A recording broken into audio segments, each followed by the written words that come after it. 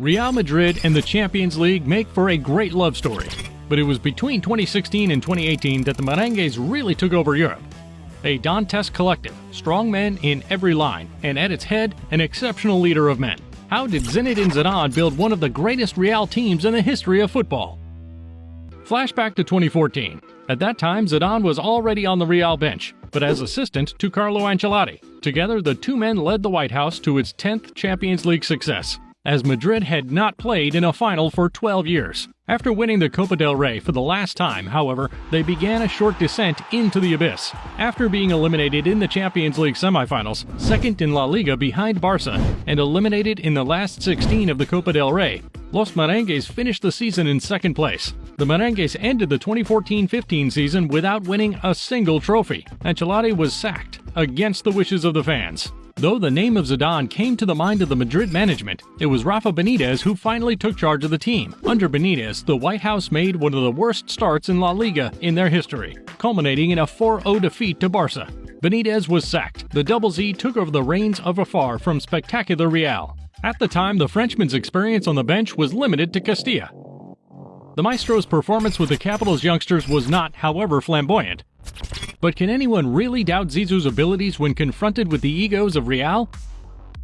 The prestige of his playing career would speak for him in the dressing room. Is that enough to make him a great coach? Not so sure. Otherwise, Maradona would have won the World Cup with Argentina, Mateos would have coached Bayern, and Pirlo would have taken Juve to the top of Europe. In short, in 6 months, Zidane achieved the unthinkable. He turned things around with the same squad, down to the last player, as Rafa Benitez. Real won the cup for the 11th time in its history, and came close to taking La Liga from Barca.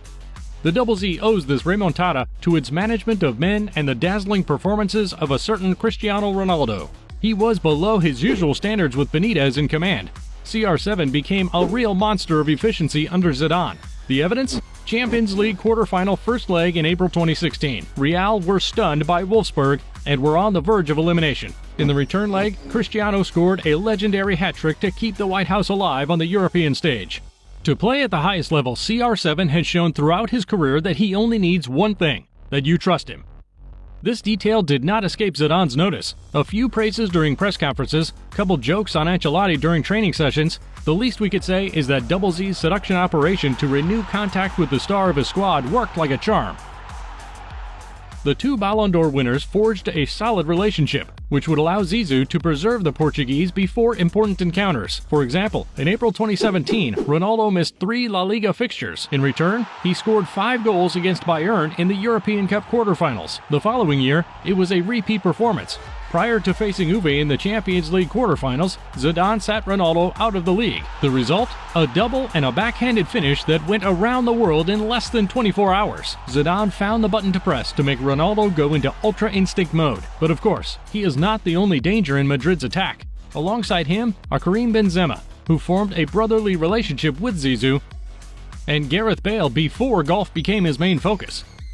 Between 2015 and 2018, the BBC are counting bodies in their numbers. The trio weigh in at 245 goals, enough to overshadow yet another trio. But we'll save that story for another time. Regardless, Zidane's Real does not rely solely on its attacking individuals. Each player has his own role to play. First, the defensive line. If Cristiano Ronaldo is the technical leader, Sergio Ramos carries the voice of rebellion. On the pitch, he and Rafael Varane were in charge of covering the depth. Quick and technically adept, the two center-backs allow Marcelo and Dani Carvajal to provide free support on the wings. The contribution of Madrid's fullbacks to the game is quantifiable: 5 goals and 29 assists between them in 2016-17. But it is in the midfield that everything becomes more complex. When Gareth Bale is fit, and not in danger of being placed on the transfer list by Zizou, Real play with 3 strikers. Otherwise, it falls to Isco to take over. The Spanish creative midfielder is positioned just behind Cristiano Ronaldo and Karim Benzema. Just like in the 2017 Champions League final between Real and Juve, Zidane's speech at halftime probably changed the course of the match. The result? A second Champions League title for Los Blancos and, as a bonus, a goal from Casemiro. The only component that rarely changes in the Real is the midfield trident: Kroos, Modric, and Casemiro. The Croatian and the German set the pace for Madrid's attacks. The Brazilian, on the other hand, holds down the fort as the last line of defense. If the trio sometimes changes, it is because Zidane has an idea in mind. In 2017, during the first leg of the Champions League round of 16, the French coach introduced a 4-4-2 formation against PSG, with Marco Asensio and Lucas Vazquez on the wings. It's a good thing they did because Real scored 2 goals and won the match. And when the Merengues struggle to control the ball, they are also able to play vertical counterattacks at full speed. A Modric pass from deep is a life-changing experience. Yes, Zidane has built this Real on simple but effective tactical precepts. A bit of know-how coupled with human management unmatched in modern football.